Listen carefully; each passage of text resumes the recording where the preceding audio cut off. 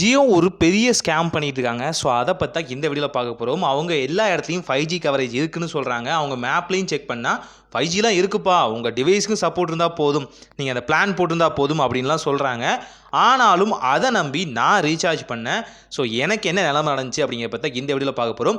அவங்க சொல்ற எல்லா வகையான டெஸ்ட்டையும் எல்லா வகையான ஆப்ஷனையும் எனேபிள் பண்ணதுக்கு அப்புறம் தான் 5G சர்வீஸ் இங்க இல்லவே இல்லைன்னு தெரிஞ்சிச்சு. ஸோ நான் வந்து பார்த்தீங்கன்னா ஜியோ தான் யூஸ் பண்ணிட்டு இருக்கேன். ரொம்ப காலமாவே ஜியோ, பிஎஸ்என்எல், விஐ, ஏர்டெல் இந்த மாதிரி மல்டிபிளான சிம் யூஸ் பண்ணிருந்தாலும் ஜியோவை தான் என்னோட பிரைமரி சிம்மா யூஸ் பண்ணிட்டு இருக்கேன். ஆனால் அவங்களே என்ன ஸ்கேம் பண்ணிட்டாங்கன்னு சொல்லும் போது தான் கஷ்டமா இருக்கு. இதெல்லாம் ஒரு ஸ்கேமான்னு கேட்காதீங்க. லாஜிக்காக கேளுங்க. நான் வச்சிருக்கிறது 5G சிம், நான் வச்சிருக்கிறது 5G மொபைல், நான் போட்டிருக்கிறது 5G பிளான். இந்த ஏரியாவை ஸ்பெசிஃபிக்காகவே ட்ரூ 5G எனேபிள் அப்படிங்கிற ஆப்ஷனை ஜியோவோட மேப்குள்ளேயே போட்டிருக்காங்க. ஆப்லேயும் அதை தான் இண்டிகேட் பண்ணுறாங்க.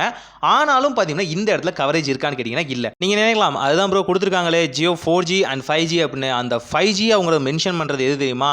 4G plus, not a 5G. இந்த மாதிரி பண்ணிட்டு இருக்கதான் எரிச்சலாக இருக்குது. இதே பிஎஸ்என்எல்னு பார்த்தீங்கன்னா தெளிவாக கொடுத்துருப்பாங்க. நீங்கள் ஜியோவில் பார்த்தீங்கன்னா 4G, 3G, 2G எல்லாமே ஒரே பேண்டில் வித்தில் வந்து கொடுத்துருப்பாங்க. அதேமாதிரி 5G, 4G, 3G, 2G ஒரே பேண்ட் வித்தில் கொடுத்துருப்பாங்க. ரெண்டே பேண்ட் வித்து தான். ஆனால் மற்ற பிஎஸ்என்எல் மற்ற நெட்வொர்க்ஸ்லாம் பார்த்தீங்கன்னா தனித்தனியான பேண்ட் வித்தில் கொடுத்துருப்பாங்க. 2G, 3G, 4G, 5G அந்த மாதிரி தனித்தனியான ஆப்ஷன்ஸில் வந்து கொடுத்துருப்பாங்க. இது மூலியமாக தனித்தனியான செப்பரேஷனும் அந்த சப்ஸ்கிரைபர்ஸ்க்கும் பார்த்தீங்கன்னா தெளிவாக தெரியும். ஓகே நம்ம இந்த கவரேஜ்குள்ளே தான் இருக்கோம் அப்படிங்கிறது. இங்கேருந்து பாருங்கள், திரும்பவும் அகெயின் ஸ்கேன் பண்ணால் அந்த 4G ப்ளஸ் அப்படிங்கிற ஆப்ஷன் கூட வரமாட்டேங்குது. இதுதான் ரொம்ப மோசமான விஷயமே.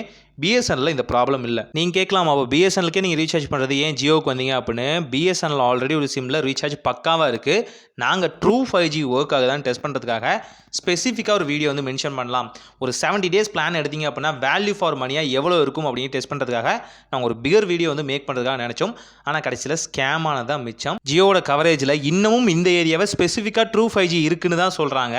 ஆனாலும் இந்த இடத்துல பார்த்தீங்கன்னா 4Gயே பார்த்தீங்கன்னா விட்டு தான் கிடைக்கிது அப்படிங்கிறது தான் உண்மையும் கூட. மோரல் ஆஃப் த ஸ்டோரி என்னன்னு பார்த்தீங்கன்னா, உங்கள் ஏரியாவில் வந்து 5G இருக்குன்னு சொன்னால் நம்பிடாதீங்க. தயவு செஞ்சு ஜியோவோட ஆப்லையும் வந்து மேப்பை பார்த்துட்டு ஏமாந்துடாதீங்க.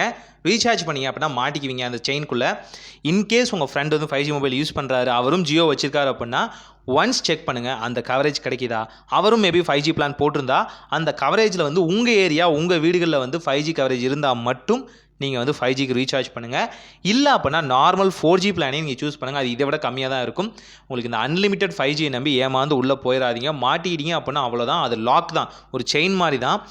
ஸோ நிறைய பேர் கம்ப்ளைண்ட் பண்ணதையும் பார்த்தேன். ஆனால் அந்த கம்ப்ளைண்ட் இப்போ தான் உண்மை அப்படின்னு தெரிஞ்சுச்சு. ஸோ நீங்கள் மாட்டிக்காதீங்க. ஒரு நல்ல மாற்றம் இனிதான் நடக்கட்டும்.